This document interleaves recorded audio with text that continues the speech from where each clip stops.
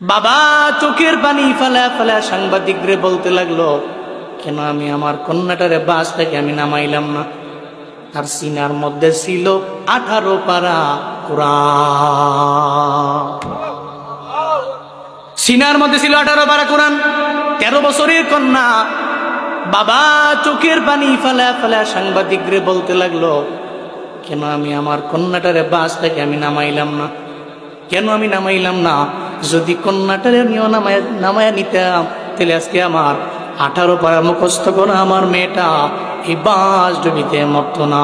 হায় হায়, হুজুরও জানে না, জমিনের কেউ জানে না কোন জায়গায় মরণ হবে। তাহলে যেহেতু আমি জানি না, কেউ জানে না, হুজুর জানে না, কেউ জানে না, তাহলে সবার দ্বারা কারো দ্বারা তাকাব্বুরি করা মানায় না। কথা বলেন ঠিক কিনা?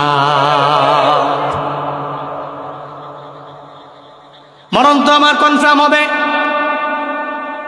তো আল্লাহর দরবারে বলা হয়, আল্লাহ যেই জায়গায় আমার মরণ হবে, তুমি আমার ইমানি হালাতে আমার মরণ দিও, কালেমা পড়তে পড়তে আমার মরণ দিও।